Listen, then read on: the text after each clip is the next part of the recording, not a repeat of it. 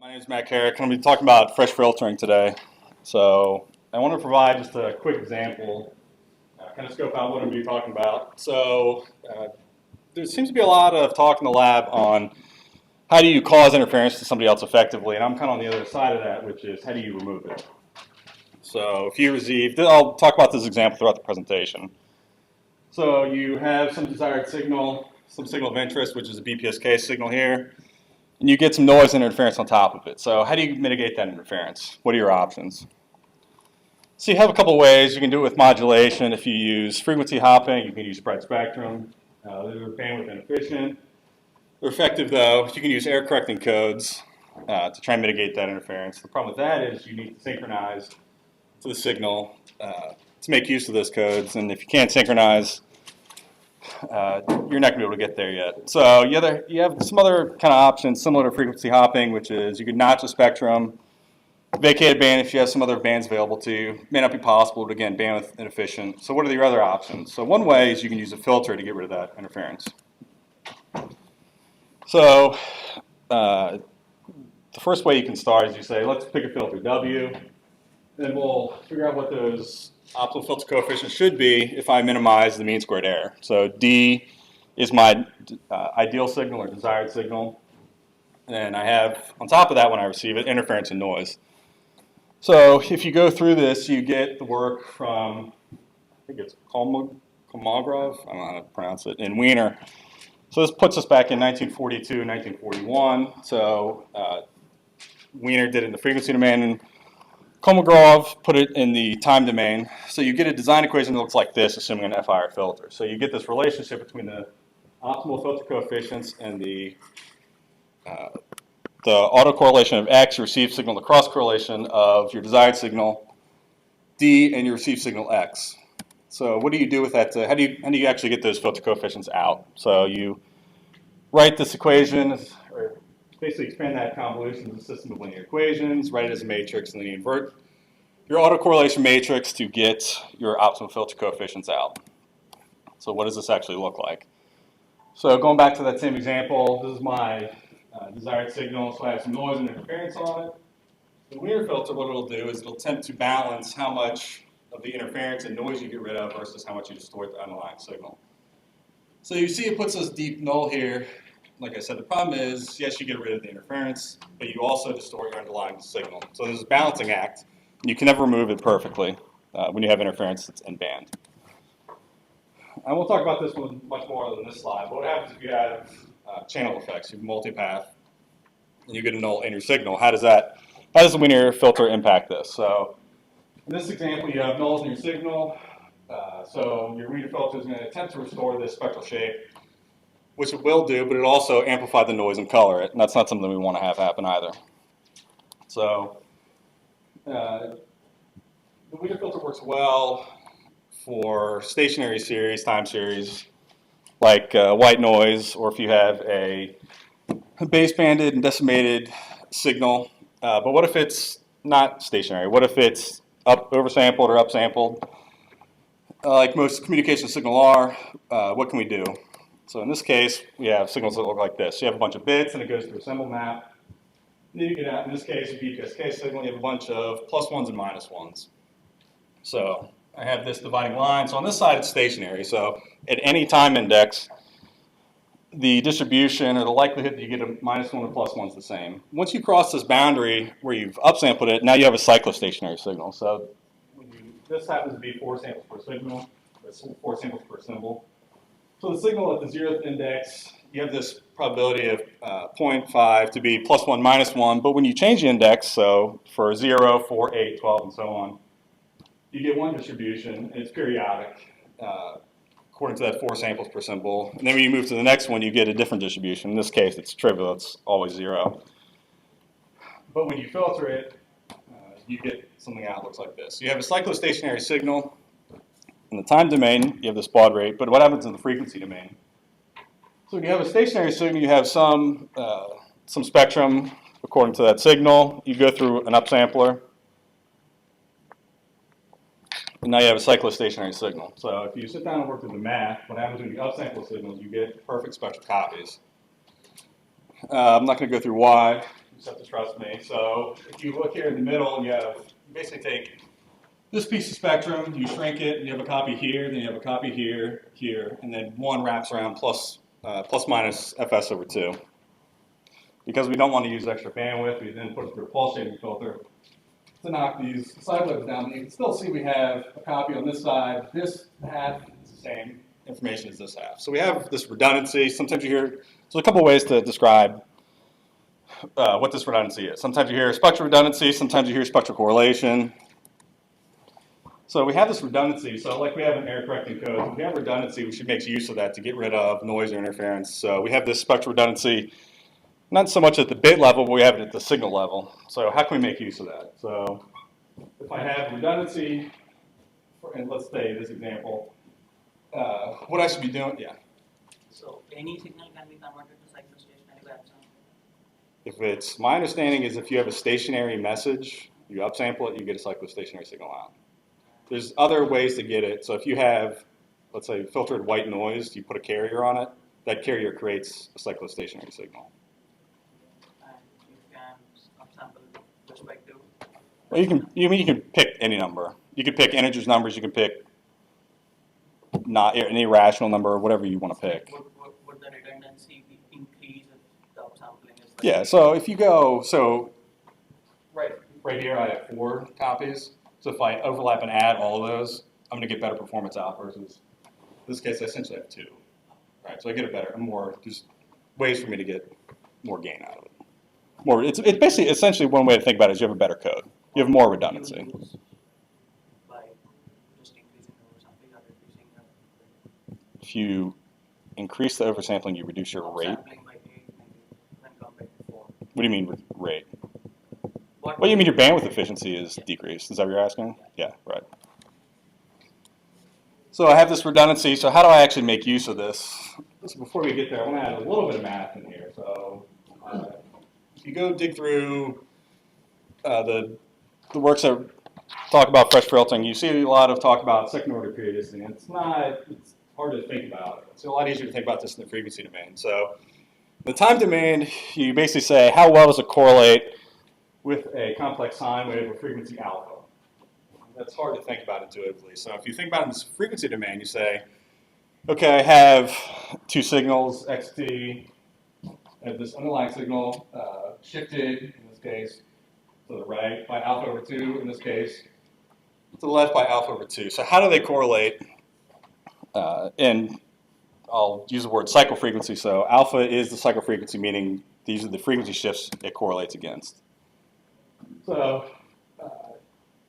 So this is the magnitude of the cyclic spectrum, and this is a visual representation of how well the signal correlates with itself in the frequency domain, corresponding to those cycle frequencies. So for cycle frequency of 0, you have no frequency shifts, right? So when you look at from this direction for alpha is equal to 0, you just get the PSD out. And that kind of makes sense. So when you have a cycle frequency or a cycle frequency of 0.5 in this bottom left-hand corner here, you move the signal instead of so we were shifting by alpha over 2, so you move this top one by 0.125 to the left, the other one 0.25 to the right, multiply them together, and then you get this shape out. So if you look here, you get that, and then if you do that for the other cycle frequencies, you get those are the shapes. So you also see here that you get these are zeros. This is a linear plot. So it's also 0 for all those other cycle frequencies. So we talked a little bit about what the cycle frequencies are for BPSK. What about other waveforms? So if you want to build a fresh filter for this, you need to know what the cycle frequencies are and their waveform dependence. So if you go dig out 2 of William Gardner's papers, they pretty much describe any single carrier waveform I can think of. They give you what those cycle frequencies are and how well the signal correlates with itself. So what does a fresh filter structure look like that can incorporate this spectral redundancy? So it looks something like this, which is you have some frequency mixers on the front end, and then you put it through a filter, and then sum all of them up afterwards. So what are the design equations? So the design equations was very simple for the Wiener filter, and this is really nasty. So we're not going to go through every single bit of this, but we'll make some simplifying assumptions. to get it so it's reasonable. So first I'm going to deal with real signals. X is only going to be real. And we're only going to deal with two cycle frequencies, 0 and alpha. So then we get those two nasty equations down to two more simple ones.